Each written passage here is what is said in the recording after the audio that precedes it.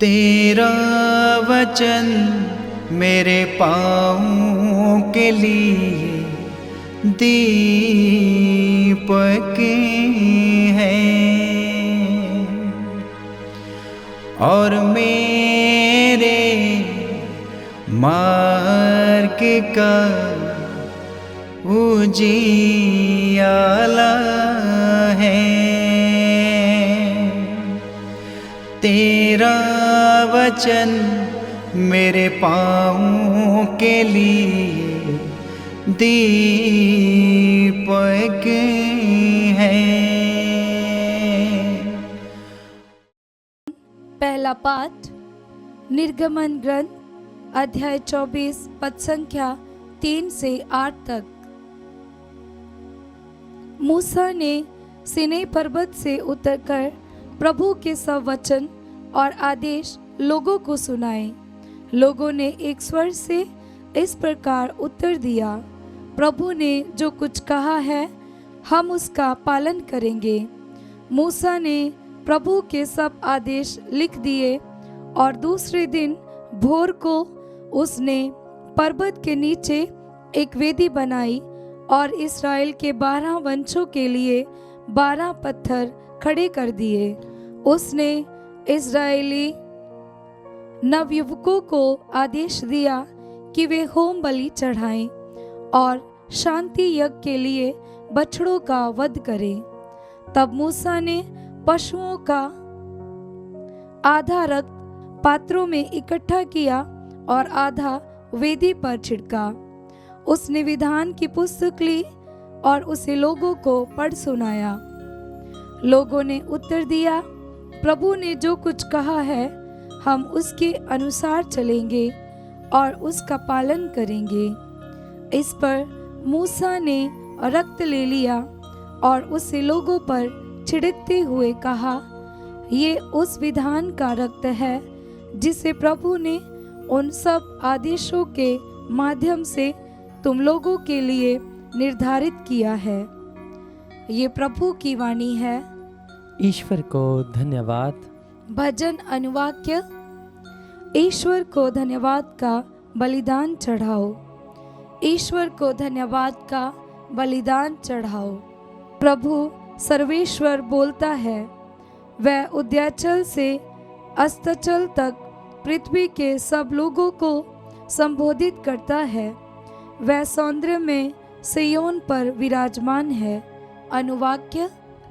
ईश्वर को धन्यवाद का बलिदान चढ़ाओ।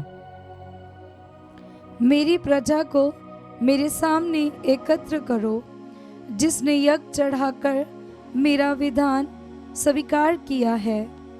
आकाश प्रभु की न्यायप्रियता घोषित करता है। ईश्वर स्वयं हमारा न्याय करने वाला है। अनुवाक्य। ईश्वर को धन्यवाद का बलिदान चढ़ाओ। ईश्वर को धन्यवाद का बलिदान चढ़ाओ और उसके लिए अपनी मन्नतें पूरी करो। यदि तुम संकट के समय मेरी दुहाई दोगे तो मैं तुम्हारा उद्धार करूंगा और तुम मेरा सम्मान करोगे। अनुवाक्य। ईश्वर को धन्यवाद का बलिदान चढ़ाओ।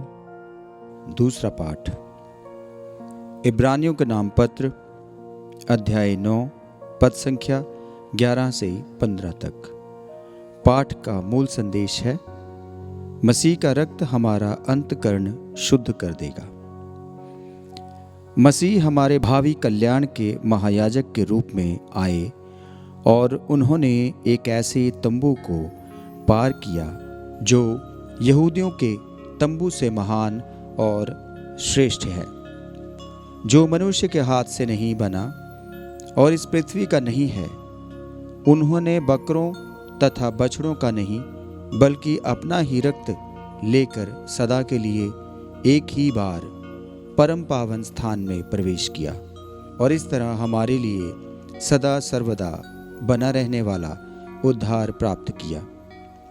याजक बकरों तथा सांडों का रक्त और कलोर की राख अशुद्ध लोगों पर छिड़क देता है और उनका शरीर फिर शुद्ध हो जाता है। यदि उसमें पवित्र करने की शक्ति है तो फिर मसीह का रक्त, जिसे उन्होंने शाश्वत आत्मा के द्वारा निर्दोष बलि के रूप में ईश्वर को अर्पित किया था, हमारे अंतःकरण को पापों से क्यों नहीं शुद्ध करेगा और हमें जीवंत ईश्वर की सेवा के योग्य बनाएगा। मसीह पहले विधान के समय किए हुए अपराधों की क्षमा के लिए मर गए और इस प्रकार वे एक नए विधान के माध्यम हैं। ईश्वर जिन्हें बुलाते हैं वे अब उसकी प्रतिज्ञा के अनुसार अंतकाल तक बनी रहने वाली विरासत प्राप्त करते हैं। यह प्रभु की वाणी है। ईश्वर को धन्यवाद। जय घोष हालेलुया। अनुवाक्य। हालेलुया। प्रभु कहते हैं, स्वर्ग से उतरी हुई रोटी मैं हूँ, यदि कोई इस रोटी को खाए वह सदा जीवित रहेगा। अनुवाक्य। हालेलुया। संत मार्कुस के अनुसार पवित्र सुसमाचार अध्याय 14 पद संख्या 12 से 16, 22 से 26। बेखमीर रोटी के पहले दिन जब पास्का के मेमने की बलि चढ़ाई जाती है, शिष्यों ने यीशु से कहा, आप क्या चाहते हैं? हम कहाँ जाकर आपके लिए पास्का भोज की तैयारी करें? यीशु ने 2 शिष्यों को यह कहकर भेजा, शहर जाओ, तुम्हें पानी का घड़ा लिए हुए एक पुरुष मिलेगा, उसके पीछे पीछे चलो और वह जिस घर में प्रवेश करे उस घर के स्वामी से कहो, गुरुवर कहते हैं, मेरे लिए अतिथिशाला कहाँ है, जहाँ मैं अपने शिष्यों के साथ पास्का का भोजन करूं? और वह तुम्हें ऊपर एक सजा सजाया कमरा दिखा देगा, वहीं हम लोगों के लिए तैयार करो। शिष्य चले गए। यीशु ने जैसा कहा था, उन्होंने शहर पहुंचकर सब कुछ वैसा ही पाया और पास्का भोज की तैयारी कर ली। उनके भोजन करते समय यीशु ने रोटी ले ली और आशीष की प्रार्थना पढ़ने के बाद उसे तोड़ा और ये कहते हुए शिष्यों को दिया, ले लो, ये मेरा शरीर है। तब उन्होंने प्याला लेकर धन्यवाद की प्रार्थना पढ़ी और उसे शिष्यों को दिया और सब ने उसमें से पिया। यीशु ने उनसे कहा, ये मेरा रक्त है, विधान का रक्त, जो बहुतों के लिए बहाया जा रहा है। मैं तुमसे कह देता हूँ, जब तक मैं ईश्वर के राज्य में नवीन रस ना पी लूँ, तब तक मैं दास का रस फिर नहीं पीऊँगा। भजन गाने के बाद वे जैतून पहाड़ चल दिए। ये प्रभु का पवित्र सुसमाचार है। ख्रीस्त की जय।